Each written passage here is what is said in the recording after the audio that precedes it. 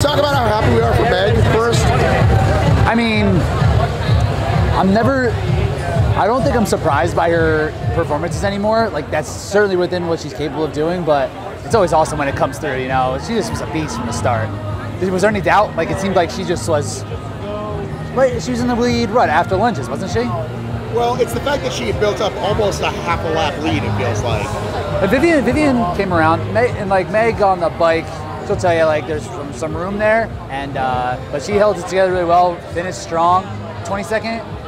She won by 20 seconds by the record. Yeah, so that's her third record I think now, right? She has mile, high rocks, and fit, so it's pretty good. When I was talking to her, I'm like, you got to bulk up for high rock season. And she's like, yeah. And I'm like, but then you got to come back down in a short time for DEKA, so you can't really. I think she's fine. I think it's all good. I think she's as strong as she needs to be, as fast as she can be. I think she just can do. Her base fitness is really high, so I think she's good. Let's talk Philadelphia. Yeah. Where were you yesterday? I was on the Temple University campus. Why were you in Temple? Because my buddy Matt Kemp, my travel buddy, went to Temple and he's like, I want to walk around. Oh, I see. So I was trying to FaceTime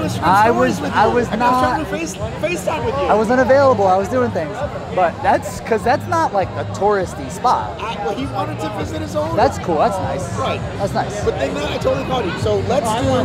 Who are your top 5 favorite Philadelphia athletes in any order? Off the top of my head, the first person you think about is Brian Dawkins, B-Dog. He was just the man. He brings that energy. He's about that Philly life. AI has to be on there, just the grit. Jalen Hurts right now. I mean, that recency bias is there, but he puts that work in. The city loves him. You know, I love Joel.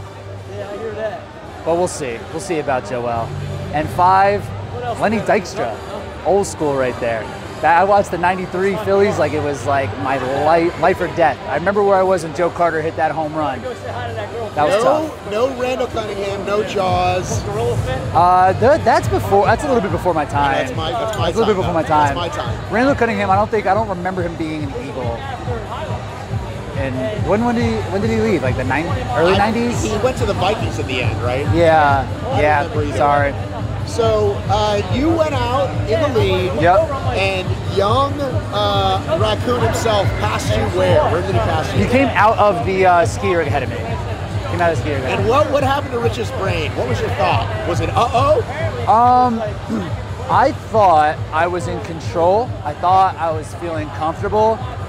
My runs felt smooth, my stations felt okay. After I got out of the sit-ups, things kind of like really set in that I had been over my line and I didn't realize it. I just haven't been familiar with this style of racing, so I thought what was comfortable was a little bit faster than what comfortable should have felt like. So when he passed, I just wanted to like stay engaged, stay where I was, and not try to leak out more time. The assault bike hit me really hard. Like on the assault bike, it was like starting to fall apart, which is not where you want to be. So I wouldn't think I was but I think I was feeling physically after the sit-ups. Well, I saw you on that bike, and I saw you like stop to try to catch your breath, and it wasn't there. Yeah. Like your breath wasn't there to catch it. You were just like, I'm in hell. Yeah.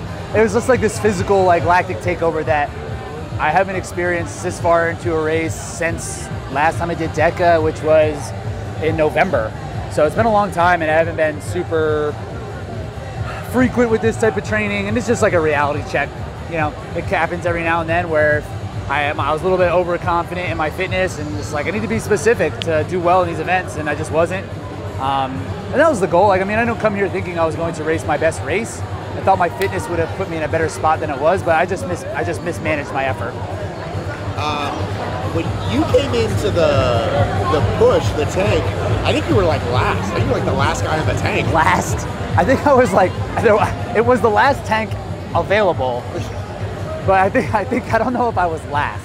I think I was like 8th or 9th. I was worried is what I was saying. Yeah, no, that was, and like at that moment, after I think the ball overs, I was like, okay, this is the race I'm in. I have to continue to race, like, right? Like, and coming into this event at first. You didn't go up on a bracket and just rage quit, just walk off? Like, this is dumb, I'm out. So when I had that thought, and coming here, I really wanted to, like, my thoughts were this: I want to learn and grow. Those are the two things that I came into this race thinking. Like, if I come out with those two pieces, like, then it's a successful race. So when I started to have to really wrap my head around racing where I was, like, the win was gone. I didn't come here to win. I came here to learn and grow, and that was part of it. And, like, being able to rally in those last, like, 2 runs, I did okay on the tank, and I did really well in the burpees. So, what did you end up finishing? I think I was fifth. I mean, speaking of race brain, though, I mean, you're probably still the best race brain athlete, probably. Right now, probably. Well, BK says he can run 30 mid, and I was 31:15 today. But when is he going to come out and do it? I don't know. That's the thing. We'll see. I don't know. Can I say I'm going to get a 30 mid? You can say it. Yeah. And we'll believe Bracken more, though. Oh, okay. We'll believe Bracken more. I would love to see them out here. We want to see Bracken and Jack out totally. here. Well, Jack's still coming back from injury. There's some talk of a hybrid event that they're going to do later this year. I don't want to spoil the details, but there's some talk. So Who's they?